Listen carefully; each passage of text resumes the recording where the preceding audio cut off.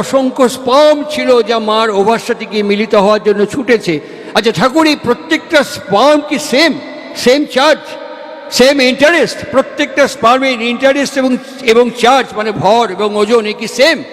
আমি আশ্চর্য হয়ে যাই যে কথা, যে বিষয় দীর্ঘদিন গবেষণাগারে বিভিন্ন যান্ত্রিক প্রাযুক্তিক প্রাচুর্যের মধ্য দিয়ে অন্বেষক গবেষক বিজ্ঞানীবৃন্দ আমাদের কাছে উন্মোচন করছেন। মুখার্জি পার্কে দুমকায় আকাশের নিচে মাটির ওপরে বসে তিনি গল্প করতে করতে তিনি একেবারে টুইঙ্কেল অফ অ্যান আই মুহূর্তের মধ্যে উত্তর দিয়ে বলছেন না। Prafulla Kumar Das MA pass. প্রফুল্ল কুমার দাসের বন্ধুকে জানেন? শ্রী রামকৃষ্ণ মঠ মিশনের এই গোলপার্কের কালচারাল অ্যাসোসিয়েশন আছে, কালচারাল ইনস্টিটিউশন আছে রামকৃষ্ণ মঠ মিশন, তার যিনি সভাপতি সম্পাদক ছিলেন স্বামী লোকেশ্বরানন্দজি মহারাজ।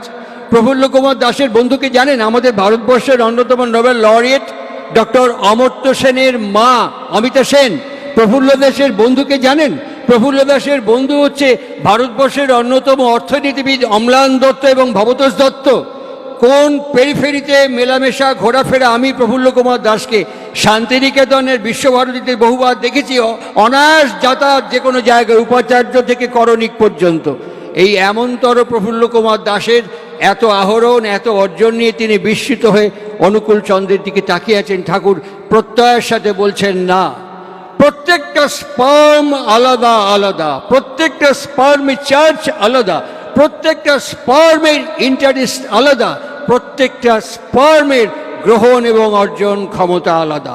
ঠিক সাইমালটেনিয়াসলি ওভার ভেতরে মায়ের শরীরে, আমার মায়ের শরীরে ওভার ভেতরে যার সাথে যার সিমিলারিটি হচ্ছে সে তাকে অ্যাকসেপ্ট এবং অ্যাপ্রিসিয়েট করে নিচ্ছে। এই হচ্ছে আমার পৃথিবীতে আগমন, অবতরণ এবং এই পদার্পণের প্রথম সিঁড়ি। আমি এইভাবে পৃথিবীতে নেমে এসেছি, এইভাবে আমার বাবা আমার মার ভেতর থেকে আমি এইভাবে পৃথিবীতে নেমে এসেছি। How can you expect from Pralay Majumdar? অসংখ্য ত্রুটি, অসংখ্য ভুল, অসংখ্য ফাঁক, অসংখ্য গলদ আমার ভেতরে নিয়ে আমার বাবা সে সময় জানতেন না what is the science, what is the significant of marriage. আমার বাবা গোবর মজুমদার জানতেন না what is the necessity of marriage. আমার মা রেবা মজুমদার জানতেন না what is the significant, what is the necessity of eugenic. প্রজনন কাকে বলে, বিবাহ কাকে বলে, এটি আমার বাবা এবং আমার মা জানতেন না। আমার গুরুদেব শ্রী শ্রী ঠাকুর অনুকূল চন্দ্রের সান্নিধ্যে থেকে শুনছি একটা জীবন জন্মগ্রহণ করে তার জন্মের 20 বছর আগে থেকে। কিভাবে, কেমন করে আসে, কিভাবে জন্মগ্রহণ করে, ছোট্ট একটি বাণীর মধ্যে তিনি বলছেন অভ্যাস ব্যবহার যেমনতর, অভ্যাস ব্যবহার যেমনতর। বাইল্যাটারাল বলছেন, একটা বলছেন শিক্ষাও জানিস তেমনতর, আর একটা দিকে বলছেন সন্তানও পাবি তেমনতর। তাহলে আমি প্রলয় মজুমদার, আমি বাবা হচ্ছি, আমি প্রলয় মজুমদার, আমি বাবা হচ্ছি, আমার মিসেস মা হচ্ছে আমার দীর্ঘদিনের ক্রোনোলজিক্যাল হ্যাবিট, আমার দীর্ঘদিনের ক্রমবাহিক চরিত্র, ব্যবহার, আচরণ, অভ্যাস, বাক্য, কর্ম, আচরণ, চরিত্র। এবং আমার স্ত্রীর যে বাক্য, ব্যবহার, আচরণ, চরিত্র যখন অ্যাসিমিলেট করছে, যখন কেউ জন্মালো সে যদি দুষ্কৃতকারী হয় আপনি কাকে দোষ দেবেন? সে যদি লফঙ্গা লুচ্চা বদমাশ হয় কাকে দোষ দেবেন? সে যদি সমাজ বিরোধী হয় কাকে দোষ দেবেন? সে আজকে যদি আমরা ক্রোনোলজিক্যালি আমাদের গ্রাফিক্সকে একবার পর্যালোচনা করে দেখি, রবীন্দ্রনাথ ঠাকুরের পর ঠিক সেই রকম বিশ্বকবির ব্যক্তিত্বের অস্তিত্ব এখন অবতরণ করেননি। বিদ্যাসাগরের পর এখনো পর্যন্ত ওই বর্ণপরিচয় লেখার মতন ওই ব্যক্তিত্বের অস্তিত্ব এখন অবতরণ করেননি। এখনো পর্যন্ত ফ্যারাডে, আইনস্টাইন, আমরা হকিংকে দেখলাম, লাস্ট চলে গেলেন কিছুদিন আগে। এই হকিংকে দেখলাম একটি অসাধারণ কথা আমাদের বর্তমান বিজ্ঞানের ফিজিক্স উচ্চারণ করেছেন। আমরা বলছি যে এখানে আলো আছে, বিজ্ঞানটা বলে না। আমরা বলছি ওখানটা একদম অন্ধকার, বিজ্ঞানটা বলে না। আমরা বলছি এখন প্রচণ্ড শীত, ঠান্ডা পড়েছে, তাই এসব গায়ে চাপিয়ে এসছি, বিজ্ঞানটা বলে না। বিজ্ঞান কি বলে জানেন? পদার্থবিদ্যা কি বলে জানেন? ওরা বলছে এখানে অন্ধকারের অনুপস্থিতি, ওরা বলছে অন্ধকারের মধ্যে আলোর অনুপস্থিতি। এখানে বলছে আমার যে এত শীত করছে, ঠান্ডা লাগছে, এখানে তাপের অনুপস্থিতি। ঠিক সাইমালটেনিয়াসলি শ্রী শ্রী ঠাকুর অনুকূল চন্দ্র এই কথা বলছেন, তোমার জীবন যে কনসেন্ট্রিক নয়, সেই কারণে কোনো কনসেন্ট্রিক পার্সনিফাইড আইডিয়ালের অনুপস্থিতি তোমার জীবনের ব্যালেন্স এবং কোঅর্ডিনেশনকে নষ্ট করে দিচ্ছে। কোনো পার্সনিফাইড লিভিং আইডিয়াল তোমার সামনে না থাকাতে, those are all abstract ideal. তুমি তোমার ইচ্ছে মতন উরখ হয়ে গোবিন্দায় নমঃ বলে যা ইচ্ছে তাই করবে তুমি, তা কিন্তু চলবে না। যা ইচ্ছে তাই করবে তুমি, তা কিন্তু চলবে না।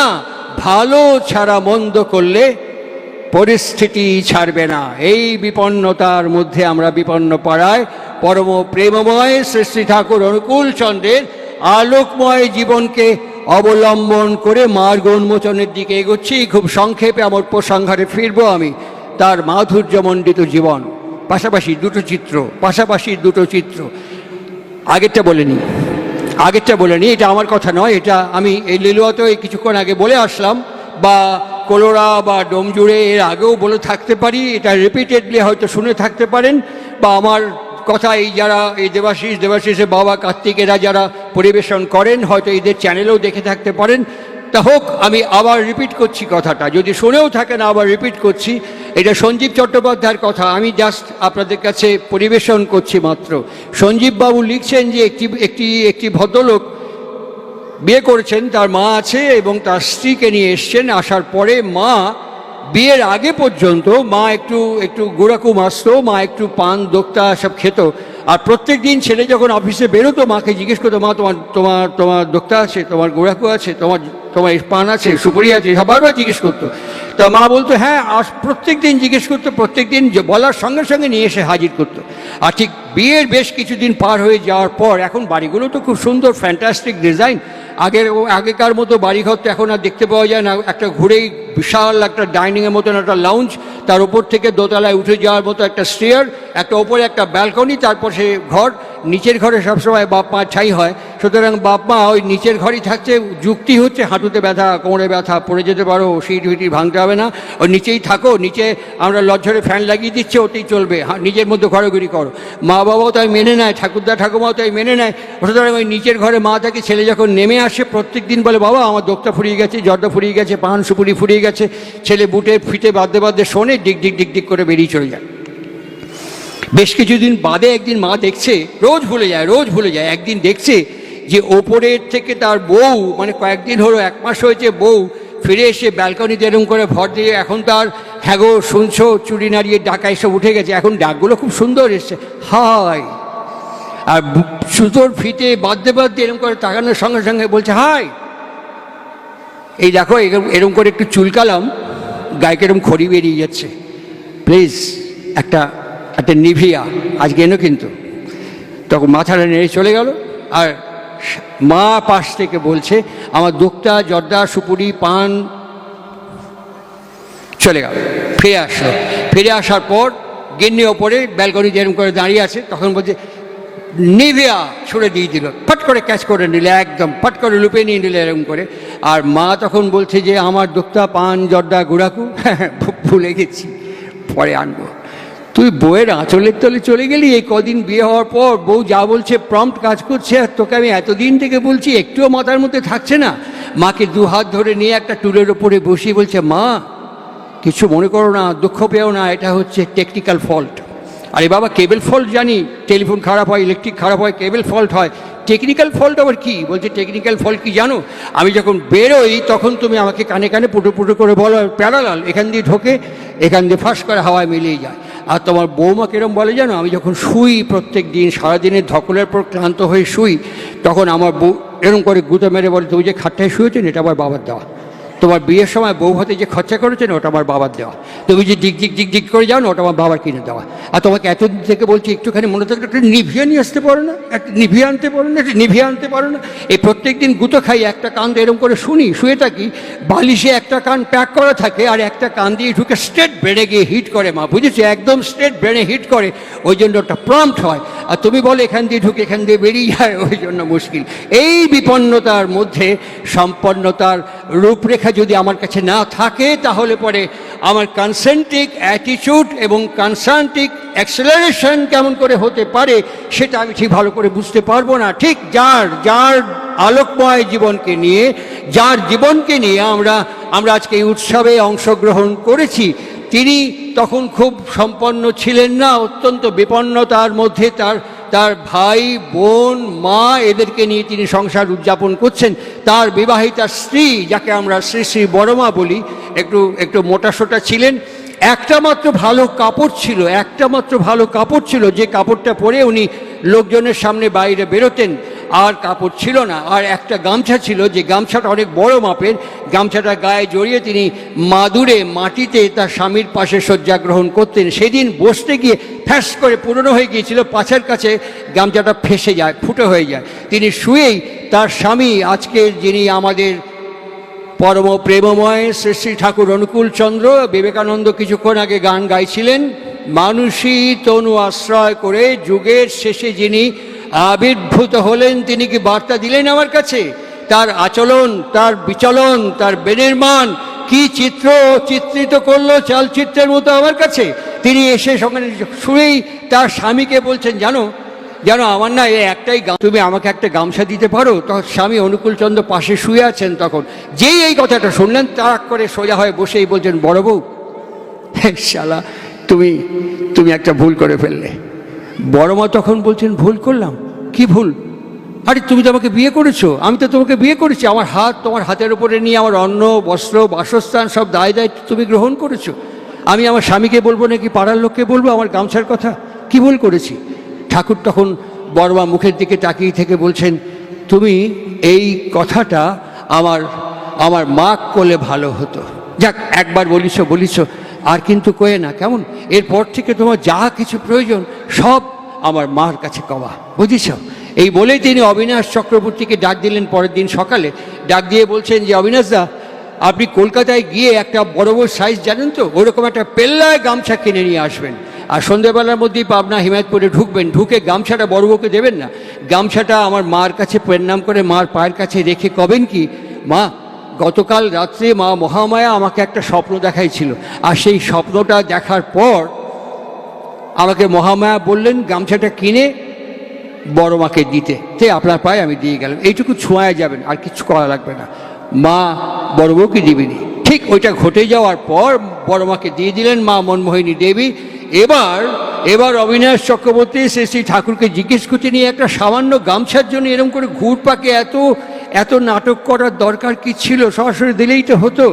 কাঁধের ওপরে হাত দিয়ে ঠাকুর ভাটিবনের মধ্যে হাঁটতে হাঁটতে বলছেন, দেখেন আপনি যা করছেন তা একদম ঠিক, আপনি যা করছেন তা সর্বৈব সত্য, কিন্তু আমি যদি সঙ্গে সঙ্গে বড় বউর কথা শুনে বড় বউকে দিয়ে দিতাম, বড় বউর মনের মধ্যে কি কি হওয়ার সম্ভাবনা থাকতো শোনেন। বড় বউ ভাবতো, স্বামী আমার সব, যা কিছু প্রয়োজন স্বামী কি কব, মাক না করলেও চলবে, দেওরদের না জানালেও চলবে, ভাইয়ের বউদের অত গুরুত্ব না দিলেও চলবে, স্বামী আর আমি আর স্বামী, এই বোধটা কাজ করবে। আর আমার মার ভেতরে কি কি সম্ভাবনা ছিল, মা ভাববে এই ছাওয়ালে বিয়ে দিলাম, শালা একটা বাচ্চা হয়েছে, এরই মধ্যে বড় বউর আঁচলের তলে পুটুলি হয়ে গেছে, আগে সব কথা আমার কথা অনুযায়ী চলতো, আর আমার কিছু জানাও না, কয়ও না, বোঝেও না। এই যে হতো, আমার ভাই এবং ভাইয়ের বউরা ভাবতো বড়দা এখন বড় বৌদির কথা শোনে, আর বউয়ের যারা যা, বড় বউয়ের যারা যা, আমার যারা ভাতৃবধূ, তারা ভাবতো বড় ঠাকুর বড় বউ ছাড়া আর কিছু বোঝে না। এই বিপর্যয়ের সম্ভাবনা সংসারে থাকতো। আর আমি যা করলাম তাতে কি হলো জানেন? তাতে হলো কি, বড় বউ শালা সঙ্গে সঙ্গে বুঝে গেল আমার স্বামী হোক আর আসামি হোক, যাই হোক না কেন, এ মা ছাড়া জীবনে কিচ্ছু বোঝে না, যা কিছু সব মার কাছে কওয়া লাগবি। আর আমার ভাইরাও বুঝে গেল বড় ঠাকুরে বা বড়দাক এসব বলে কিছু হয় না, সব মার গোড়ায় মার ঠ্যাঙে দেওয়া লাগবি। এই যে বম্বে রোড, হাই রোড যত তৈরি হচ্ছে দেখবেন, আমি পশ্চিমবঙ্গ সরকারের বামফ্রন্ট আমলে একটি সেমিনারে গিয়েছিলাম দক্ষিণ 24 পরগনায়। সেখানে একটি আশ্চর্য তথ্য জানতে পেরেছি, যত হাই রোড দেখবেন তার দুপাশে গাছ পুঁতে দেওয়া হয়। কেন, কী জন্য গাছ পোতা হয়? হাই রোডের পাশে দেখবেন সবসময় গাছ পোতা হয়। হাই রোডের ওপরে হেভি ট্রাক, হেভি ভেহিকেলস যাতায়াত করে, প্রচণ্ড কম্পন তৈরি হয়। যে সোলিংয়ের মধ্য দিয়ে রাস্তাটা তৈরি হয়, ওই প্রচণ্ড কম্পনে মাটিগুলো আলগা হয়ে যায়। আর যত গাছ পরপর লাগিয়ে দেওয়া হয়, গাছের শিকড় মাটির ভেতরে চলে যায়, আর মাটি ওই কাছাকাছি শিকড়কে আঁকড়ে ধরে, যার ফলে ওই ভাইব্রেশন অটোমেটিক্যালি অ্যাবজর্ব করতে পারে। যত রেল লাইন দেখবেন, রেল লাইনের ভেতরে অসংখ্য স্টোনচিপ বড় বড় পাথর দিয়ে দেওয়া হয়, রেল যত গতিতে ছুটে যাক না কেন, ওই ভাইব্রেশন ওই মাটির সাথে পাথর ওটাকে অ্যাবজর্ব করে নেয়। আশ্চর্যের ব্যাপার। আমরা আগে গরু গাড়ি চড়তাম, এখন জেট গতিতে এসে গেছি। আগে আমরা লম্ফ, হ্যারিকেন, মোমবাতি জ্বালাতাম, এখন আমরা নিয়ন আলো জ্বালাচ্ছি। এখন আমরা ইনভার্টার ব্যবহার করছি। এখন ফট করে টিপলে পরে গোটা বিশ্ব আমাদের কাছে এত তীব্র গতিতে গতিস্মান হয়েছি। তাকিয়ে দেখবেন, ডক্টরেট, পিএইচডি, এমফিল এরকম করা প্রচুর মানুষ বিদ্যায় একবার অপটিমামকে টাচ করেছে, একটু টুস করে রাগিয়ে দেবেন, টুস করে একটু রাগিয়ে দেবেন। এই কিছুদিন আগে আমি অশোকদার বাড়িতে আসছিলাম, আমি সেদিন বলেছি অশোকদার বাড়িতে কিছুদিন আগে আসার পরেই যে অঙ্কুরহাটি বলে একটি ক্রসিং আছে, অনেকক্ষণ দাঁড়িয়ে থাকে গাড়ি, একটা সবুজ আলো হলে গাড়িগুলো যায়, এই অঙ্কুরহাটি দুদিকেই যাওয়া যায়। আর এখানে যখন আমি আসছি, একটা লিকপিকে একটা লোক সাইকেলের উপরে বসে, দুদিকে দুটো হেভি ট্রাক, ওই গায়ে এরকম আকশা দেওয়া আছে যেখানে দড়ি দিয়ে মালগুলোকে বাঁধা হয়, দুটো ট্রাকের মাঝখানে ওই লোকটা সাইকেল নিয়ে ঢুকেছে। আমার আগে একটা গাড়ির ড্রাইভার ওকে বললেন যে দাদা খুব ব্যস্ত, এইখানে ঢুকলেন আপনি, যদি ডাইনে বায়ে লরি ঘোরে তাহলে তো আপনি শেষ, স্যান্ডউইচ হয়ে যাবেন। ভদ্রলোককে উত্তর দিল জানেন, একটা ঠ্যাং মাটিতে এরম করে দিয়ে একটু ঝুঁকে সাইকেলটাকে নিয়ে ওই ড্রাইভারের দিকে তাকিয়ে বলল, তোর বাবার রাস্তা সৌরে বাচ্চা। কি সুন্দর উত্তর। আমার গুরুদেব কি বলছে জানেন, কীরকম আহরণ দেখুন, কীরকম অর্জন দেখুন, ভালো জিনিস কীভাবে রিপ্রেজেন্টেশন হচ্ছে। ঠাকুর অনুকূল চন্দ্রের তাৎপর্য প্রাসঙ্গিকতা কোথায় জানেন, উনি বলছেন ভাব ভাষাকে নিয়ে আসে, ভাষা কখনো ভাবকে আনে না।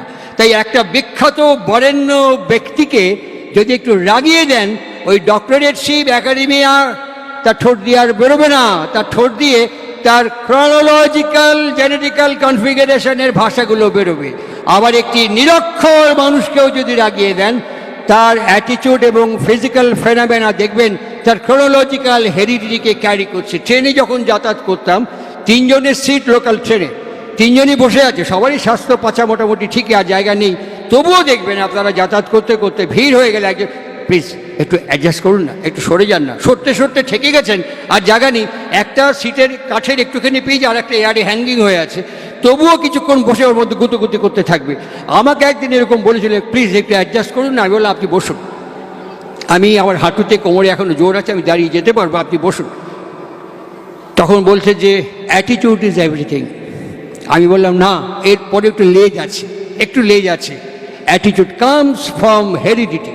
আমার গুরুদেব শ্রী শ্রী ঠাকুর অনুকূল চন্দ্র বলছেন অ্যাটিটিউড ইজ এভরিথিং নয়, অ্যাটিটিউড কোত্থেকে আসে, attitude comes from heredity, and heredity is a depend upon a good compatible marriage and good eugenic. যেখান থেকে আমরা হাঁটা শুরু করেছিলাম, আমাদের গন্তব্যের কাছাকাছি চলে আসছি। দীক্ষা তাৎপর্য, উৎসবের তাৎপর্য, এই সাধারণ সভার তাৎপর্য, শ্রী শ্রী ঠাকুর অনুকূল চন্দ্রের প্রাসঙ্গিক প্রয়োজনীয়তার অপরিহার্যতা কোথায়, কেমন, আমরা এইখানে এসে আমরা আমাদের কনসেন্ট্রেসিটিকে রাখতে পারি না। যখনই আমার সিকোয়েন্স, আমার সিচুয়েশন, আমার সার্কামস্টেন্সেস কোনো রকম ডিস্টার্ব হয়, অসুবিধাগ্রস্ত পড়ি, তখন আমি আমার ব্যালেন্সটা হারিয়ে ফেলি, তখন আমি আমার নিয়ন্ত্রণকে হারিয়ে ফেলি। দেখবেন যত জেট গতি সম্পন্ন যানবাহন, তত নিয়ন্ত্রণ ক্ষমতা বেশি। আমরা জীবনে অনেক দূর এগিয়েছি, নিয়ন্ত্রণ করতে শিখিনি। নিয়ন্ত্রণ কি করে শেখা যায়, নিয়ন্ত্রণ কেমন করে হয়, নিয়ন্ত্রণ করবার মাপকাঠি, পদ্ধতি, প্রক্রিয়া কি? শ্রী শ্রী ঠাকুর অনুকূল চন্দ্র বলছেন ফার্স্ট ইনিশিয়েশন। আমরা সবাই দীক্ষিত, অনুকূল ঠাকুরের দীক্ষা না নিলেও সবাই দীক্ষিত। কেন বলছি জানেন? দীক্ষা কথাটা আপনারা ডিকশনারি দেখবেন, দয় দীর্ঘই ক্ষয় হসন্ত। দিক মানে হচ্ছে ইন্ট্রোডিউস করা, দিক মানে হচ্ছে ইম্পোর্ট করা, দিক মানে হচ্ছে ডেমনস্ট্রেট করা। আমার ছেলে যখন এইটুকু হলো, তখন আমরা প্লে স্কুলে দিয়ে দিলাম, কিন্ডারে দিয়ে দিলাম, ছোট্ট অবস্থায় দিয়ে দিলাম। কেন? ওই মুখস্থ করার জন্য, অভ্যাস ঠিক করার জন্য, হ্যাবিট ঠিক করার জন্য, বিহেভিয়ার ঠিক করার জন্য ওই দীক্ষা দিয়ে দিলাম স্কুলের ভেতরে দিয়ে। তাই জন্য বলা হয় শিক্ষক একজন আচার্য, শিক্ষকও একজন আচার্য বলে দেওয়া হয়, আমরা পাঠিয়ে দিলাম তার কাছে। কিন্তু বিং এ প্যারেন্টস, বাবা হিসেবে, মা হিসেবে, আমি কিন্তু একদিনের জন্যও বললাম না আমার পরিবারে, এই বাবাকে প্রণাম করো, এই তোমার মাকে প্রণাম করো। যেই খালি হাতে প্রণাম করতে যাচ্ছে, না খালি হাতে করছো কেন? তাহলে তোমার যদি পেন দরকার হয় আমাকে বলো, তোমার যদি খাতা কাগজ বই দরকার হয় মাকে বলো, তোমার খিদে পেলে মাকে বলো, তোমার ঘুম পেলে মাকে বলো, তোমার শরীর খারাপ হলে মাকে বলো। এটা বলে কে? তোমার ব্রেন। এটা বলে কে? রিপ্রেজেন্ট করে কে? তোমার ব্রেন। তো তোমার ব্রেনকে সেম অ্যানালজিতে বিজনেস দাও। মাকে আমি কি দিতে পারি, বাবাকে আমি কি দিতে পারি? ব্রেনকে বিজনেস দাও, আমি মাকে বাবাকে কি দিতে পারি? ঠাকুর অনুকূল ঠাকুর অনেক দূর। অ্যাট ফার্স্ট আমার বাবা আর আমার মা, ফিরবো একটু সমন্বয়াচার্য অবতার বরিষ্ঠ শ্রী শ্রী রামকৃষ্ণের শ্রীচরণ প্রান্তে। তিনি সেজবাবু মথুরামোহন বিশ্বাসকে বলছেন, জানো গো সেজবাবু, জানো গো সেজবাবু, আসলে আসলে আমার মা একটা লোককে দেখিয়ে বলে দিলে, এ হলো গে তোর বাপ। একটা দামড়া ছেলেকে দেখিয়ে বললে, এ হলো গে তোর দাদা। একটা ঢিঙ্গি মেয়েকে দেখিয়ে বললো, এ হলো গে তোর দিদি। শালা জন্ম লোকটাকে বাপ, ওটাকে দাদা, আর এটাকে দিদি বলে মেনে এলুম। কেন জানো? মা বলেছে। মা এ আমার সবচেয়ে কাছে, এ আমার সবচেয়ে নিজের, আমি সব কিছু বলতে পারি।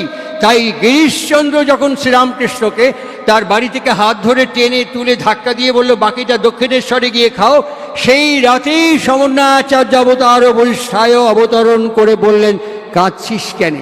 এত রাতেও তুই ঘুমোসনি? সেদিন গিরিশচন্দ্র চিৎকার করে বলে উঠেছিল, এত রাতে তুমি আমার ঘরে কেন ঠাকুর? সেদিন শ্রীরামকৃষ্ণ বলেছিলেন, তুই যে আমায় ডেকেছিলি, আমি তোমায় ডাকলাম। কখন ডাকলাম? এই যে কিছুক্ষণ আগে বালিশে মাথা গুজে কে বলছিল, শান্তিপুর ডুবু ডুবু নদে ভেসে যায়। কে বলছিল, তুমি আপনার চেয়ে হও আপনার? এই কথাগুলো কে বলছিল, কে লিখছিল বল? কে লিখছিল, জুড়াইতে চাই তবু না জুড়াই?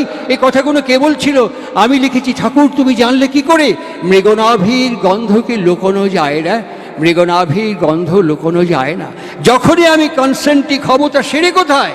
তা সিঁড়ি কোথায়? কনসেন্ট্রিক হওয়ার সিঁড়ি কোথায়? আমার গুরুদেব শ্রী শ্রী ঠাকুর অনুকূল চন্দ্র বলছেন, আমি তোমার অনেক দূরে। আগে মা এবং বাবা যাদের দৌলতে জীবন পেয়েছো, আগে বাবা এবং মা যাদের দৌলতে জীবন পেয়েছো, আগে বাবা এবং মা তাদের প্রতি শ্রদ্ধার সমন্বিত অ্যাক্টিভ অ্যাক্সেলারেন্ট যখন তোমার ভেতরে হবে, তখন ধীরে ধীরে পরের পর্দা মার্গ উন্মোচন হবে। এটা তোমাকে শেখাচ্ছে কে? এই আর্য শাস্ত্র আমাদেরকে শিখিয়েছেন মাতৃদেব ভাবা, তারপরে শিখিয়েছেন পিতৃদেব ভাব। এটাই শেষ নয়, তারপরে বলছেন আচার্য দেব ভাব। এই আচার্যের কথা একটু বলতেই হয়। এখন আমি কিছুক্ষণ আগে লিলুয়া থেকে ফিরলাম, ওখানে আমাকে একজন প্রশ্ন করলেন, আরে আপনি সৎসঙ্গের আচার্য ঠাকুর অনুকূল চন্দ্রকে বলছেন, আমরা দেখলাম তো এখানে মন্দিরে আরও অনেক আচার্য আছে। আমার কোনো অসুবিধে নেই, কোনো অসুবিধে নেই। আমাকে যিনি প্রথম অবাক্য শিখেছেন তিনি আচার্য, বিশ্ববিদ্যালয়ে গেলে উপাচার্য, রাজ্যপাল, বিশ্ববিদ্যালয়ের আচার্য, অনেক আচার্য আছে। আচার্যের গল্প আপনাকে বলি। একটি পণ্ডিত পথিক তিনি একটি গ্রামে যজমান কার্যে গিয়েছিলেন। যজমান কার্য থেকে যখন ফিরছেন, জল তেষ্টায় ছাতি ফেটে যাচ্ছে, একটা রাখাল বটগাছতলায় শুয়ে আছে। তখন বলছে, হ্যাঁ গো, এতটা পথ আরও পানি দেবো? বলি, এখানে কোনো গৃহস্থ বাড়ি নেই, একটু জল খেতে পারি? বলছে, এই সামনের বাড়িতে চলে যান, সামনের বাড়িতে যান। আপনি কী করেন? বলে, আমি পণ্ডিত। বলে, বাবা, আমাদের গ্রামে তো লেখাপড়া কেউ জানে না, পণ্ডিত এই প্রথম দেখলাম। আপনি যান, খুব যত্ন করে আপনাকে জল খাওয়াবে। ও গিয়ে দরজা নেওয়ার সঙ্গে সঙ্গে বলছে, কে কোত্থেকে আসছেন? বলে, আমি এই গিয়েছিলাম এখানে, আমি পণ্ডিতই করি, একটু জল খাবো। বলছে, পণ্ডিত? এই জীবনে কখনো পণ্ডিত দেখিনি আমরা। আচ্ছা বলুন তো, দশরথের বাবার নাম কি? বলে, বলতে পারবো না। তার বাবার নাম কি? বলে, বলতে পারবো না। বলে, জল হবে না, আসুন। এই কিসের পণ্ডিত? বলে, দরজাটা বন্ধ করে দিয়েছে। পণ্ডিত ফিরে এসছে সেই বট গাছতলায়। আবার রাখাল জিজ্ঞেস করে, জল খেয়েছেন? বলো, না না, খালি বাপের নাম জিজ্ঞেস করছে, খালি বাপের নাম জিজ্ঞেস করছে, আমি তো অত জানি না। তখন বলে, আমাকে নিয়ে চলুন, আমার সঙ্গে চলুন। গিয়ে আবার ধাক্কা দিয়েছে, সে ভদ্রলোক বেরিয়ে এসছে। বলছে, ওকে যে সব প্রশ্ন করছেন আমাকে করুন। বলছে, দশরথের বাবার নাম কি? বলে, 11 রথ। বলে, তার বাবার নাম কি? বলে, 12 রথ। তুই বেটা যত বাপের নাম জিজ্ঞেস করবি, একটা করে রথ তোর সঙ্গে সঙ্গে যোগ করে দিয়ে চলে যাব। এরকম আচার্যের অভাব কোথাও খুঁজে পাওয়া যাবে না।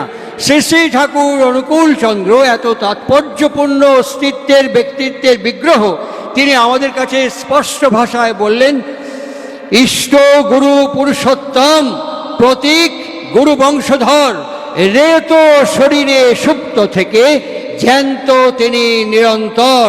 আমি আগেই বলেছি, কোর্ট কখনো আপনার আমার কথা শুনবে না, প্রমাণ চায়। বিজ্ঞানী কখনো আমার আপনার কথা শুনবে না, ওরা প্রমাণ চায়, বিজ্ঞান সিদ্ধ প্রমাণ চায়। তাই শ্রী শ্রী ঠাকুর অনুকূল চন্দ্র তার এই লীলা মাধুর্যের মধ্যে তিনি প্রত্যেকটি শব্দকে প্রয়োগ করেছেন, ব্যবহার করেছেন, এবং অভিধান এবং বাণী গ্রন্থ রেখে তিনি পরপর দিয়ে গেছেন। বইটির নাম হচ্ছে বাগর্থ দীপিকা, দেবীপ্রসাদ মুখোপাধ্যায়ের লেখা, সৎসঙ্গ পাবলিশিং হাউসে পাবেন। 125 পাতা খুলবেন, ডান দিকের পাতায় ওপর দিকে দেখবেন রয় একার ত বিসর্গ রেত। রেত মানে অনেক, মানে স্পার্ম হয়, অনেক মানে হয়। আরেকটি সিগনিফিক্যান্ট ওয়ার্ড, আরেকটি মিনিং আছে, তার মধ্যে আছে শব্দ, রণন, ঝঙ্কার এবং কম্পন এবং স্পন্দন। আমরা এখানে একটু পরেই প্রেয়ার করব। মৎস্য, কুর্ম, কোল, নৃসিংহ, এই যে বললাম, মৎস্য ডিম পেড়েছে, কুর্ম ডিম পেড়েছে, এই মৎস্য, কুর্ম, কোল বাচ্চা দিয়েছে, বরাহ বাচ্চা দিয়েছে। আমরা কিন্তু এখনও এখানে বসে থেকে মাছের ডিম ফুটিয়ে তার উপাসনা করি না। আমরা কিন্তু এখনও কচ্ছপের ডিম ফুটিয়ে উপাসনা করি না। আমরা কিন্তু বরাহ নন্দন দিয়ে জয়ধ্বনি জিন্দাবাদ এবং যুগ যুগ জিয়ে বলে আমরা এখনও চলি না। এই যে ইভ্যালুয়েশন আমরা মেনে নিয়েছি, এই ইভ্যালুয়েশনকে মানতে মানতে ক্লাস 1 থেকে ডক্টরেট পর্যন্ত, অপটিমাম পর্যন্ত টোটাল ক্রোনোলজিক্যাল ইভ্যালুয়েশনকে আমরা মেনে নিয়েছি। আগে যখন আমাদের জ্বর জারি হতো গ্রামে, মিক্সচার আর পুড়িয়া ডাক্তার দিয়ে দিতেন। তারপরে আসলো penicillin, terramycin, subamycin, those are all high antibiotic. এখন যে কোনো ডক্টরকে কি জিজ্ঞাসা করুন, সুবামাইসিন, টেরামাইসিন, পেনিসিলিন দেবেন? ওসব ওসব অনেক অনেক আগের কথা, ওসব বাদ দিন। এখন নতুন নতুন অ্যান্টিবায়োটিক, পাওয়ারফুল মাল্টিপুল অ্যান্টিবায়োটিক এসছে। জপ এবং ধ্যানের মধ্য দিয়ে যোগ অভ্যাস দিয়েছেন। ফিরবো ওর লীলায়িত, ওর মাধুর্যমণ্ডিত জীবনে ফিরবো। ওর কনিষ্ঠ আত্মজ পূজ্যপদ কাজলদা 1949-এ দীক্ষা নিলেন জ্যোতি আশ্রমে বসে অক্টোবর মাসে। দীক্ষা নেওয়ার পর তিনি একদিন দেখছেন শ্রী শ্রী ঠাকুর দীক্ষা দিয়েছেন নিজে। দীক্ষা দেওয়ার পর ধুতির যে আঁচলটা, ওই যে কোমরে বাঁধা আছে, ওই ধুতির আঁচলটা মাথায় দিয়ে সম্পূর্ণ শরীরটা ঢেকে উনি খাটের চৌকির ওপরে বসে ধ্যান করছেন। কাজলদা ওটা দেখার পর ঠাকুরকে জিজ্ঞেস করলেন, বাবা বাবা তুমি আমাকে বলেছো পরমপিতার ধ্যান করতে, আমি তো পরমপিতার ধ্যান করি, আমার পরমপিতা তুমি, তুমি যে ধ্যান করছো তোমার পরমপিতাকে, তোমার পরমপিতাকে। ঠাকুর তার আনসার দিয়ে বলছেন, তোমার যে পরমপিতা আমারও সেই পরমপিতা। না না, আমার পরমপিতা তো তুমি, তোমার পরমপিতাকে। আবার একই আনসার দিলেন। বারবার বলতে বলতে বললেন, তাহলে বাবা তুমি কি নিজেই তোমার ধ্যান তুমি নিজেই করো? ঠাকুর আর কোনো উত্তর দেননি, অন্য প্রসঙ্গে ফিরে গেছেন, আর কোনো আনসার দেননি।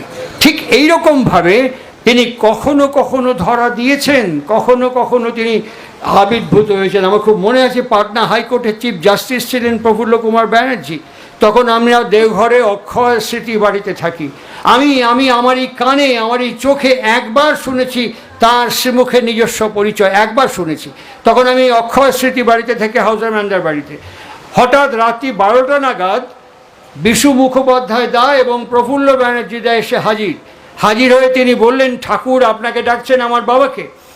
আমিও বায়না করে তার সাথে গেলাম, গিয়ে দেখি ঠাকুর বসে আছেন পার্লারে। একটা নীল টেবিল ল্যাম্প মাটির দিকে দেওয়া, তার নীলাভ আবাটা ঠাকুরের মুখে, একটা তাকিয়া বালিশ কোলের ওপরে এরকম করে থুতনিতে হাত দেওয়া আছে। বাবা জিজ্ঞেস করেন, আপনি আমাকে ডাকিছেন? বললো হ্যাঁ। এই কথাবার্তা হলো, আমি খুব চুম্বকে যাচ্ছি। তারপরেই তিনি বললেন, ঘুম হলো না আপনার? ঠাকুর সঙ্গে সঙ্গে বললেন, ঘুমাবো কি, প্রথম শব্দ। তারপরে একটু সোজা হলেন, ঘুমাবো কি। তারপরে নাদের মতন গম গম করে উঠলো, জোরে বললেন, ঘুমাবো কি। আমার বাবা জিজ্ঞেস করলেন, ঘুমান না তো কি করেন? ঠাকুর বললেন, পুরুষোত্তম চির অতন্দ্র। এই যে শব্দটি বললেন, এই শব্দটি নাদের মতন গম গম গম গম করতে লাগলো সমস্ত ঘরের মধ্যে। আর ঘুমান না, তাহলে সারা রাত্রি ধরে কি করেন? শ্রী ঠাকুর বললেন, পয়েন্টিং করি। কি পয়েন্টিং করেন? এই তোমার ঘরের কাক কোথায় কখন কিভাবে রাখবো আনে, তারই পয়েন্টিং করি। সবার ছবিকে আপনার কাছে ভাসে? তিনি দুদিকে মাথা নাড়লেন। তাহলে কাদের ছবি ভাসে? তিনি পরিষ্কার বললেন, যারা খুব আগ্রহ, অনুরাগ, আকুলতার সাথে নাম করতে চায়, বায়োস্কোপের রিলের মতন তাদের ছবি আমার চোখের সামনে দিয়ে ভেসে যায়, তার থেকে টেনে টেনে নিয়ে শালা পয়েন্টিং করি। একে বিকৃত করবে কে? আমাকে নাম করতে বাধা দেবে কে? একজন, আমার প্রতিদ্বন্দ্বী ইচ্ছা। আমাকে অক্রোধী, অমানী, কাম, লোভ, জিদ বশীয়তে বাধা দেবে কে? আমার প্রতিদ্বন্দ্বী ইচ্ছা। এছাড়া আর কারো শক্তি সৃষ্টির মধ্যে নেই যে আমাকে বাধা দিতে পারে। সুতরাং এর ফার্স্ট আমি বিকৃত হচ্ছি বলেই আমি যাদের সাথে মিশছি, ক্রমান্বয়ে পচা আলুর সঙ্গে পচা আলু রাখলে যেমন হয়, ওই যেরকম আলুও পচানো শুরু হয়ে গেছে। সার্বাং খাল্লিদাং, আবার একই জায়গায় তিনি স্থাস্নু, তিনি একই জায়গায় থাকেন, কোথাও নড়েন না। এটা আমরা শুনেছি, খুঁজবো কোথায়? আর রজনীকান্তের ভাষায় বলতে গেলে, আছো অনল অনিলে চির নবনীলে। এত সময় আমার নেই, এত খোঁজার সুবিধে নেই, এত সুযোগ নেই, আর সাধ্য সীমা ক্ষমতাও আমার নেই। দেখবো কি করে, বুঝবো কি করে? আমাদের উপনিষদ বলছে তিনি ভীষণ গুহার মধ্যে বাস করেন। এই গুহায় যাবো কি করে? তমসাবৃত গুহা, এর মধ্যে যাবো কি করে? শ্রীমদ্ ভগবদ্ গীতা আমাদের 18টি অধ্যায় ধরে পরপর পরপর বর্ণনা করছেন, এইভাবে করো, ওইভাবে করো, সেইভাবে করো। একদম শেষ পর্যায়ের দিকে আস্তে আস্তে অর্জুন পরিষ্কার ভাষায় বললেন, তুমি এতক্ষণ আমাকে যা বলেছো আমি সব ভুলে যাচ্ছি, মনে রাখতে পারছি না। শ্রীকৃষ্ণ কি বললেন? ভুলে যাও। হ্যাঁ হ্যাঁ, ভুলে যাও। তুমি যদি ভুলে গিয়ে তাকে ভুলে যাও তাহলে কি করব? একটাই শব্দ উচ্চারণ করেছিলেন, আমাকে মনে রাখো, মাম একাং শরণাং ব্রজ। ঠিক এই কথাটি আমরা উচ্চারণ করছি, তাঁকেই যেন জানিতে পারি। উপনিষদের মন্ত্র পবিত্র আহ্বানী মন্ত্রের মধ্যে সংগঠিত করলেন শ্রী ঠাকুর সম্ভবত 1940 সাল নাগাদ, 39-40 সাল নাগাদ সম্ভবত প্রফুল্ল কুমার দাসদা লিখেছিলেন। আর যখন প্রফুল্ল দাস সাথে দেওঘরে আমার দেখা, আমি বললাম আপনি তো আহ্বানী মন্ত্র লিখেছেন, যখন ডিকটেশন দিচ্ছেন তখন তার ফিজিক্যাল ফেনোমেনা কেমন ছিল? প্রফুল্ল কুমার দাসদা আমাকে পরিষ্কার বলছেন, যখন উনি বলছেন প্রত্যেকটি অ্যাজ লাইক অ্যাজ অ্যাটলাস তার সমস্ত এম্বডিমেন্টের মধ্যে ফুটে উঠছে। ঠাকুর দিয়েই বলেন, প্রফুল্ল আমি যখন করছিলাম তখন কি তুই এখানে কিছু দেখতে পাচ্ছিলি? বলে হ্যাঁ, আপনি যা বলছেন তো এখানে দেখতে পাচ্ছি। তখন বললেন, এখন থেকে তুই আমার এই রূপটা ধ্যান করবি। বললেন ঠাকুর হারিয়ে যাচ্ছে, এই কিছুক্ষণের মধ্যে ইভাকুয়েট করে যাচ্ছে। ঠাকুর এরকম করে বলেছিলেন প্রফুল্ল দাসকে। এতটুক মনে আছে তো? যদি এতটুক মনে থাকে, ওইটা সাপটায় জাপটায় আস্তে পিস্তে ধরে ওইটাই ধ্যান করবি। প্রফুল্ল কুমার দাস দেওঘরে আমাকে বলেছিলেন যে আমি এখনও ওইটাকেই ধ্যান করার চেষ্টা করি, ওই রূপ, অভাবনীয় রূপ। এই বিগ্রহের সেবাদপদ্যে আমরা বসেছি। আমার করণীয় কি? আমি উপসংহার পর্বে ফিরছি। এতক্ষণ যে কথাগুলো বললাম তাকেই যেন জানিতে পারি। এই যে স্থাশ্রু এবং চলিষ্ণু, কেমন প্রফেসর পঞ্চানন সরকার তখন হিমায়তপুরে একা একা গিয়েছিলেন। গিয়ে ওনার একটা ধারণা ছিল, এত দিগ্গজ পণ্ডিত মনে করতেন নিজেকে, ওনার একটা ধারণা ছিল যে সমস্ত বুদ্ধি এবং বিদ্যা এখানে থাকে, এইখানে মাথার মধ্যে। সুতরাং এটাকে নরম জায়গায় রাখতে হবে, নরম বালিশে রাখতে হবে, দাঁড়ানোর পরে বুদ্ধি চোট খাবে, বিদ্যা চোট খাবে। ওই জন্য উনি তো সেই নরম বালিশ হিমায়তপুরে পাচ্ছেন না। জননী মনমোহিনী দেবী সব দেখাশোনা করেন। মা তখন খাতাপত্র হিসেব করছেন, উনিকে দাঁড়িয়ে গলা খাকারি দিলেন। বলেন, কি কিছু কবি পঞ্চানন? বলতে হ্যাঁ, আমার একটা নরম বালিশ দরকার।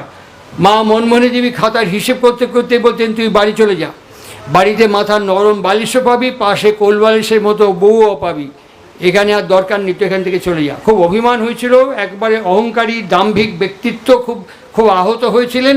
উনি তখন ভাবলেন যে এর একটা বিহিত করতে হবে। উনি তার গুরু ভাইদের সমস্ত আর যারা আশ্রমিক ছিলেন ওদেরকে বললেন, আমি আগামী পূর্ণিমায় পদ্মায় ঝাঁপিয়ে আত্মহত্যা করব। এই কথাটা ভয় পেয়ে গেল আশ্রমের সবাই। উনি সবাই গিয়ে মাকে বললেন, মা পঞ্চানন্দ বলছেন আগামী পূর্ণিমাতে আত্মহত্যা করবেন পদ্মায় ঝাঁপ দিয়ে। মা তখন বললেন, পূর্ণিমার এখনও ঢের দেরি, ঠিকই যখন করেছি এখনই ঝাঁপাতে কম, যখন ঠিকই করে ফেলেছে তখন এখনই ঝাঁপাতে কম, পূর্ণিমার এখনও ঢের দেরি আছে, এখনই ঝাঁপাতে কম। তখন তিনি বললেন, এই ভয় দেখিয়েও কোনো লাভ হলো না। উনি সৎসঙ্গ আর্ট গ্যালারিতে ঠাকুর বসে আছেন, সেইখানে যখন উনি আসছেন হিয়ারিং রেঞ্জের মধ্যে ঠাকুর তখন বলছেন, একদম নরম বালিশ, বুঝেছিস, একদম নরম বালিশ, মাথা দিলেই যেন টুক করে ডুবে যায়। পঞ্চানন সরকার, এই না হলে অন্তর্যামী পরমপিতা? হ্যাঁ, এই ঠিক বুঝতে পেরেছে, মা তো পরমপিতা না, ঠিক বুঝতে পেরেছে, একদম নরম বালিশ, ঠিক বলেছে। এই করতে করতে পঞ্চানন্দ এগিয়ে আসছে। ঠাকুর তখন বলছেন, এখনই যাবো আর আসবো, আসন বালিশটা নিয়ে ওয়েট দিয়ে দিবি। এইবার পঞ্চানন্দ দেখলেন যাকে দিচ্ছে তার নাম দুলাল ম্যাথর। এই দুলাল ম্যাথর ওখানে খাটা পায়খানা সাফ করে। ঠাকুর বলছে ওয়েক দিয়ে দিবি। কোথায় দুলাল ম্যাথর, কোথায় প্রফেসর পঞ্চানন সরকার? আবার একবার ডিগবাজি খেলো। ডিগবাজি কে ভাবছে এটা কি ঠিক জায়গায় এসছি আমি? এই বারবার দ্বন্দ্ব, একে বলে প্রতিদ্বন্দ্বী ইচ্ছা, পণ্যপুঁথির মধ্যে বলেছেন। এই প্রতিদ্বন্দ্বী ইচ্ছা দ্বন্দ্ব বারবার এপাশ ওপাশে নিয়ে গিয়ে পেন্ডুলামের মতো ঘোরায়। আর ঠিক সেই সময় ঠাকুর পঞ্চানন্দকে দেখেই উঠলেন, উঠে কাঁধে হাত দিয়ে বললেন, চল একটু হাঁটে বেড়ায় আসি। কিছু দূর এগিয়ে গিয়েই বলছেন, দেখেন পঞ্চানন্দা, এই যে শালা যাক করলাম না, আমি যদি আপনি কই পঞ্চানন্দা এক্ষুনি পাবনার থেকে যায়, আমার জন্য 2 বোতল মদের বোতল আনতে পারবেন? আপনার ভেতরে কত প্রশ্ন, কত জিজ্ঞাসা। মদের বোতল? আমার গুরুদেব মদ খায়? তারপরে মনে হবে পয়সা পাবো কোথায়, যাবো কি করে, দোকান যদি বন্ধ থাকে তাহলে কি করবো? Lots of series of question, one after another আপনার পেছন হাঁটবেন। দেখবেন নাকি দুলাল তো লাগে এখনই টক করে পাবনা যে আমার জন্য 2 বোতল মদ নিয়ে গেত আগে। হ্যাঁ, ফটকে চলে গেল। বলে দেখেছেন কিরকম শালা তৈরি, দেখেছেন কি তৈরি, সারা নরম মাল কার পাওয়া উচিত কন্ত? আপনি তো সালা এমনিই শক্ত হয়ে গেছেন, আপনি তো সালা মাথায় এমনিই শক্ত হয়ে গেছে, নরম মাল কার পাওয়া উচিত কন্ত? হ্যাঁ, আমি কই কি ওই শক্ত যা হয়ে আছে ওটা গলানোর জন্য শক্ততেই মাথা দেন, বাড়ি খেতে খেতে আস্তে আস্তে আস্তে আস্তে তরল হয়ে যাবে। সুতরাং এর ভেতর থেকে যখন দুটো বোতল নিয়ে আসলো তখন হেমকবিকে দিয়ে দিলেন, বললেন হেমদাকে যায় কগা যে ঠাকুর পাঠাই দিছে। এই যে চালচিত্রকে আমরা প্রত্যক্ষ করি, বারবার দ্বন্দ্ব। পঞ্চানন সরকারকে জননী মনমোহিনী দেবী কলকাতা থেকে তার বউ ভবতারিণীকে নিয়ে যাওয়ার কথা বললেন, চলে গেলেন পাবনায়, কিন্তু করতাল বাজানো দেখেছেন তো, যে আশিস এখানে বাজাচ্ছিল একটু আগে, শুভ বাজাচ্ছিল এখানে একটু আগে, ওই করতাল বাজানোর মতন দুজনে যেই স্বামী স্ত্রী একসাথে হয় করতালের মতন, ও বলছে এ বলছে, ও বলছে এ বলছে, ও বলছে এ বলছে, ঝগড়া হচ্ছে। আশ্রমে বাড়ির চালে ওদের ছাদে কাক বসতে পারতো না, এত ঝগড়া হতো। তো একদিন সেরকম প্রচণ্ড ঝগড়ার মুখে পঞ্চানন্দা রাগ করে ঘর থেকে বেরিয়ে দুপা হেঁটে গেছেন, হঠাৎ ডান দিকে কাঁধের ওপরে হাত পড়েছে, কনে চললেন? এইখানে এখানে একটা মজার ছোট্ট একটু কথা বলে নিই। স্বামী স্ত্রীর মধ্যে এরকমই আমি দেখেছি, আমি জায়গা বলবো না, ব্যক্তি বলবো না, এরকমই সুন্দর কীর্তন হচ্ছে। হঠাৎ আমি দরজায় বেলটা নক করেছি, দরজাটা ও প্রলয়দা আসুন, এতক্ষণ কীর্তন হচ্ছিল, এই প্রলয় এসছেন, চা খাবেন না কফি খাবেন? আমি যে একটা হলেই হয় নাকি, চাফি খাবেন? চাফি আবার কি? বলে চায়ের চা কফির ফি, দুটোকে একসাথে জুড়ে দিলে পরে চাফি। সুতরাং আপনি খাবেন? আমি না, বাপের জীবনে কোনোদিন খাইনি, যদি জানতো তাহলে খেতে পারি, খারাপ না দিন তাহলে খেতে পারি। সুতরাং কি সুন্দর মিষ্টি ব্যবহার। আর চোখের দিকে একটা আয়না আছে, কর্তার গিন্নি চোখ আয়নাতে যখন রিফ্লেক্ট করছে তখন আমি বসে বসে দেখতে পাচ্ছি তার ভাষাটা হচ্ছে দাঁড়াও, এই মালটা বেরোক তোমার হচ্ছে দাঁড়াও, মানে ব্যাপারটা বেরোক তোমার হচ্ছে দাঁড়াও। সুতরাং এইরকম আমাদের ব্যবহার, পঞ্চানন্দা থেকে ওই ব্যবহারই ঠাকুরের সাথে করে বলতেন না ভালো আছে, এইখানে যাচ্ছে ওখানে যাচ্ছে সেখানে যাচ্ছে, এরকম হতে হতে হতে হতে বেশ কিছুক্ষণ বাদে ঠাকুরটাকে বোঝাচ্ছেন, দেখেন আপনাকে নিয়ে একবার গুয়ের মধ্য দিয়ে হাঁটেছিলাম না? বলে হ্যাঁ, আপনার পায়ে তো গু লাগেনি। আরে আমি তো তারপরে একটা গান লিখে আপনাকে শোনালাম, বেছে কুচে চল ওরে ভাই বেছে কুচে চল। বলে হ্যাঁ, গান শোনালি হবে না, লিখলে হবে না, করা লাগবি, ওই মাথায় বেশিক্ষণ রাখা যাবে না। শালা মাথা তো এমনিই শক্ত হয়ে জমাট বেঁধে গেছে, ও হাতে পায়ে নামান, তরল করে তাড়াতাড়ি হাতে পায়ে নামান, অনেক বুঝিয়ে সুজিয়ে ঠাকুর চলে গেলেন। পঞ্চানন সরকার ঘরে ঢুকে দেখছেন ওর বউ চেয়ার থেকে একটা আসন ভাঁজ করে কপালে ঠেকিয়ে রাখছেন। কে এসেছিল ঘরে? ঠাকুর। কে? ঠাকুর। ঠাকুর ঠাকুর এতক্ষণ আমার সঙ্গে ছিলেন, তোমার কাছে এসছেন, আবার কীর্তনের মুখোমুখি। তখন পঞ্চানন্দার স্ত্রী বলতেন, ঝগড়া করে কী লাভ, ঠাকুর তো আশ্রমেই আছে, তুমি গিয়ে একবার সরেজমিনে জিজ্ঞেস করে এসো। হ্যাঁ ঠিক, আশ্রমে যখন ঠাকুর যেখানে আছেন যাচ্ছেন, দেখছেন মা মনমোহিনী দেবীর কোলে এরকম করে একটা ছবিও আপনারা দেখেছেন, এরকম করে ঠাকুর বসে আছে। পঞ্চানন্দকে দেখে মা বলছেন, দেখতো পঞ্চানন সারা দুপুর থেকে আমার ছাড়ে না কিছুতেই, কোলের ওপরে হাত দিয়ে বসে রয়েছে। আমি বলি উঠি, কাজ আছে, বলে বয় না, আর একটু বয়। এইবার পঞ্চানন সরকার ধাক্কা খেলো, ধাক্কা খেয়ে বলছে, দাদা আমার কাঁধে হাত রেখে কথা বললো কে? আমার বউয়ের কাছে চেয়ারে বসে কথা বললো কে? এখানে যদি দুপুর থেকে বসে থাকে তাহলে এ কে? ঠাকুর আস্তে আস্তে উঠতে উঠতে বলতেন, পঞ্চানন্দ উপনিষদ পড়েছেন তো, ভালো করে একবার উপনিষদটা পড়ে নেবেন। স্বামী বিবেকানন্দ বলেছিলেন, আমার কাছে যোগ শাস্ত্র সংহিতার মূর্ত বিগ্রহ শ্রী শ্রী রামকৃষ্ণ। ঠিক একইভাবে শ্রী শ্রী ঠাকুর অনুকূল চন্দ্র বর্তমান পুরুষোত্তম, সমস্ত কিছুর মূর্ত জীবন্ত ভরন্ত শাস্ত্রীয় বিগ্রহ শ্রী শ্রী ঠাকুর অনুকূল চন্দ্র। আজকের এই প্রেক্ষিতে দাঁড়িয়ে থেকে আমার উপসংহার পর্বে আমি ফিরছি। এই উপসংহার পর্বে ফিরতে গিয়ে আমরা যারা এখানে অংশগ্রহণ করেছি, আমরা যারা এখানে একত্রিত হয়েছি, আমরা এখান থেকে কি বার্তা, কি বিষয়কে নিয়ে যাব, এতক্ষণ যে সভা, এতক্ষণ যে আলোচনা মালা আমরা শুনলাম, অ্যাট ফার্স্ট একটি সংকল্প নিয়ে যাব, যে সংকল্পটি দীক্ষার সঙ্গে সঙ্গে গ্রহণ করেছি। অদ্য হইতে তোমাকে প্রতিষ্ঠা করাই আমার জীবনের যোগ্য হোক। একবারও বলিনি সৎসঙ্গের জীবনের যোগ্য হোক, দেখবেন লাইনগুলো। একবারও বলিনি আশ্রমের জীবনের যোগ্য হোক, একবারও বলিনি প্রতিষ্ঠানের জীবনের যোগ্য হোক, একবারও বলিনি আমার সংসারের জীবনের যোগ্য হোক বা আমাদের যোগ্য হোক, একবারও বলিনি। আমি বলেছি আমার জীবনের যোগ্য হোক। জিতেন চ্যাটার্জি সম্ভবত এই যে কন্যগর টন্যগর শ্রীরামপুর এইসব দিকে থাকতেন, রিসা কন্যগর ঠিক মনে করতে পারছি না, তিনি ঠাকুরের কাছে দাঁড়িয়ে আছেন, হাতে একটা রাধু অ্যান্ড কোম্পানির কালো চপ্পল। হিমায়তপুর থেকে রাধু ঠাকুরকে জুতো দেন, হেমায়তপুর থেকে রাজু অ্যান্ড কোম্পানি ঠাকুরকে কালো চপ্পল যেটা দেখেন ওটা রাজু অ্যান্ড কোম্পানি দেয়। আপনাদের কলেজ স্ট্রিটে রাজুর দোকানে আন্ডারগ্রাউন্ডে একটা আর্কাইভ আছে, ওখানে মহানন্দজি, বালানন্দজি প্রত্যেককে রাজু জুতো দিয়েছেন। সেই জুতোর সমস্ত স্যাম্পেল ব্যবহার করো, ঠাকুরের পায়ের মাপ ওই রাজু অ্যান্ড কোম্পানিতে আর্কাইভের মধ্যে আছে। ওই রাজু অ্যান্ড কোম্পানি ঠাকুরকে জুতো দিতেন। সেই রাজুর জুতো নিয়ে গিয়ে অনেকক্ষণ দাঁড়িয়ে আছেন এরম করে। তখন ঠাকুর বলছেন আমার কিছু কবি নাকি? বলে আমি একটা মন্দির করেছি, সেখানে এই চপ্পলটা প্রতিষ্ঠা করব, আপনি যদি একটু পায়ে স্পর্শ করে দিতেন। ঠাকুরের গায়ে একটা মাছি বসেছে অনেকক্ষণ থেকে, ঠাকুর খপ করে হাত দিয়ে মাছিটা ধরলেন, ধরে বলছেন তুই যা চপ্পল আনিছিস আমি তো ঠ্যাং গলায় বার করে নেবো না, ওয়ের থেকে ঢের বেশিক্ষণ মাছি শাল আমার সাথে লেগেছিল, আমি কই কি এক নিয়ে গিয়ে প্রতিষ্ঠা করগা। দেবীপ্রসাদ মুখোপাধ্যায়কে বলতেন দেখতো দেবী প্রতিষ্ঠা কথাটার মানে কি? প্রতিপূর্বক স্থা ধাতু, থাকতে গেলে তার প্রতি যা যা করণীয়। এমনই একটি ব্যক্তিত্ব যার ভাষা, যার শব্দকে এক্সপ্রেস করতে গিয়ে 4টে ডিকশনারি তৈরি করা হয়েছে। ধাতু দীপনী, ধাতু কৌমুদী, বাগার্থ দীপিকা, শব্দ রত্নকোষ। যার ভাষাকে ইলাস্ট্রেট করতে গিয়ে 4খানা অভিধানকে রচনা করতে হয়েছে।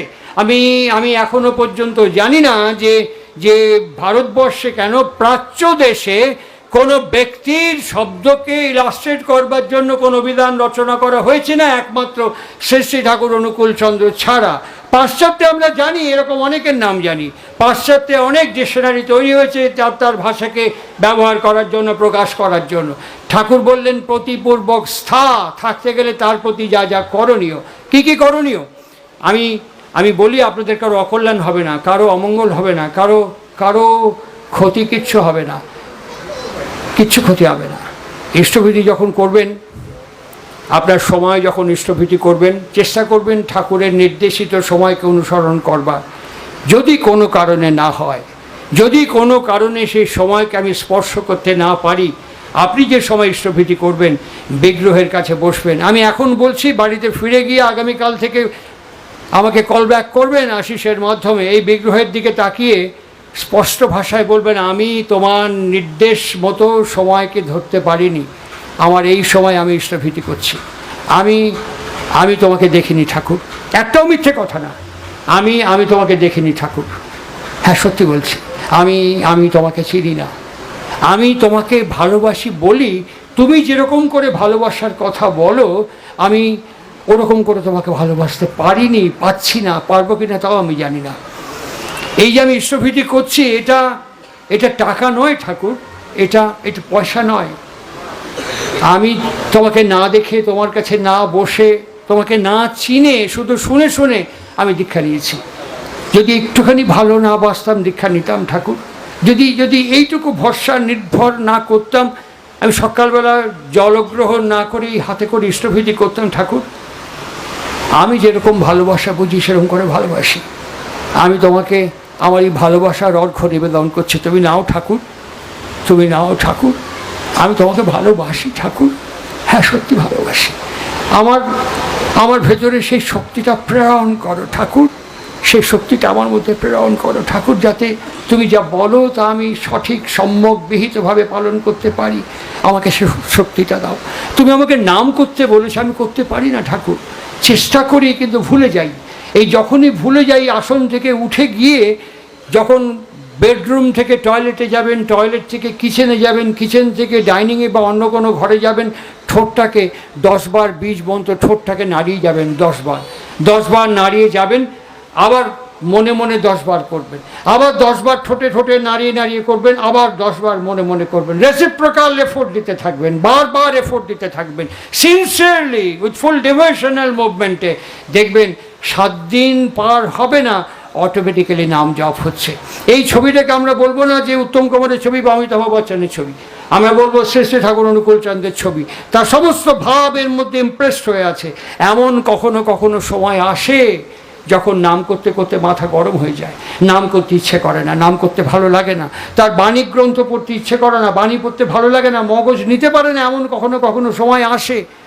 সেই সময় কি করবেন? কোনো মুহূর্ত, কোনো সময় তার থেকে বিচ্ছিন্ন হয়ে যাবেন না। তার দিকে তাকিয়ে থাকবেন, তাকিয়ে তাকিয়ে বলবেন, আমি নাম করার চেষ্টা করেছি, নাম করতে পারছি না। আমি তোমার বাণী গ্রন্থ পড়বার চেষ্টা করেছি, পড়তে পারছি না। আমি তোমার কথা ভাবার চেষ্টা করেছি, ভাবতে পারছি না। আমি কি করবো? আমি তোমার দিকে তাকিয়েছি। কেন? নাম আর নামই অভেদ, নাম আর নামই অবিভাজ্য, অত্যাজ্য। আমি তোমার দিকে তাকিয়ে আছি, কেননা নামের স্বরূপ তুমি, আর তোমার সূক্ষ্ম অবস্থা নাম। পুণ্যপুঁথিতে এই অ্যাসুরেন্স তিনি আমাকে দিয়ে বলেছেন, স্থূলে আমার প্রকাশ, আমার বাস কোথায়? সূক্ষ্মে আমার বাস। সুতরাং এই স্থূল এবং সূক্ষ্মের মিলিত সমাবেশ তুমি। আমি তোমার দিকে তাকিয়ে আছি ঠাকুর, আমি তোমার দিকে তাকিয়ে আছি ঠাকুর, আমি তোমাকে ভালোবাসি ঠাকুর, আমি তোমাকে ভালোবাসি ঠাকুর। বারবার রিপিটেডলি ভেতরে ভেতরে রিসাইট করতে থাকুন। 7 দিন পর দেখবেন বুদ্ধি করে আর নাম করতে হবে না।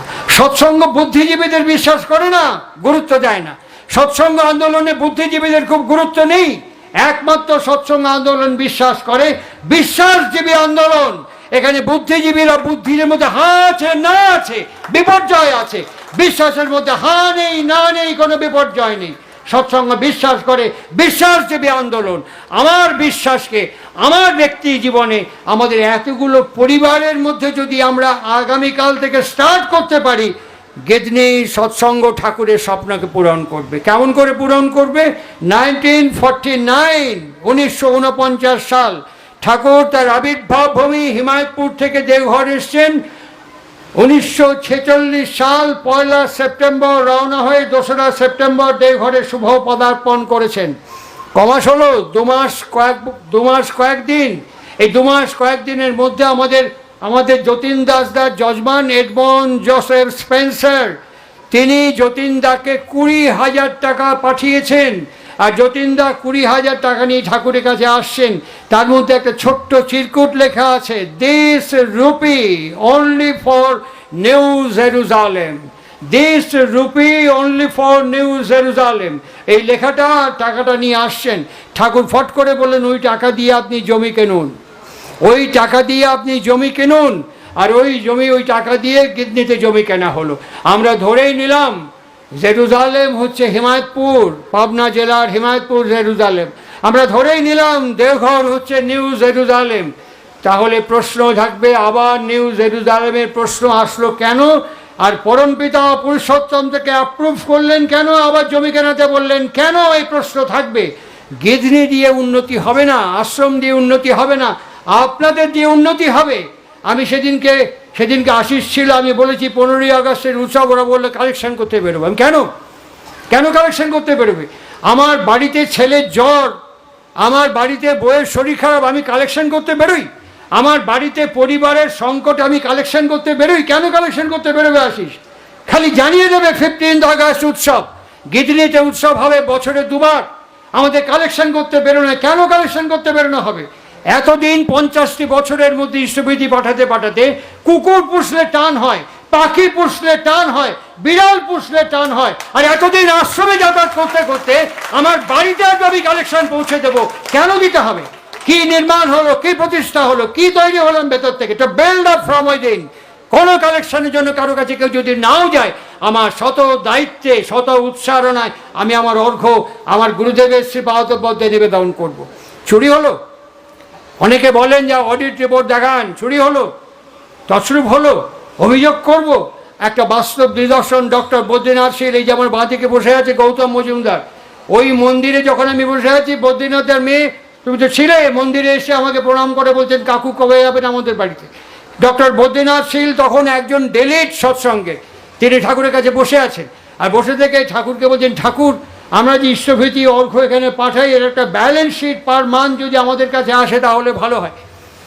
ঠাকুর চুপ করেছিলেন, বারবার রিপিটেডলি বলছেন, বড়দা এগুলো অপচয় করছেন, বারবার রিপিটেডলি বলছেন। ঠাকুর বলেন, বড় খোকা ডাক দিয়ে নিয়ে আয়। বড়দা আসলেন। বড় খোকা, এই বদ্রীনাথ আজ পর্যন্ত যত ইষ্টভীতি করেছে সুদ সমেত এক্ষুনি ওর হাতে ফেরত দিয়ে দে। বলুন, ওর হাতে ইষ্টভীতি হলো?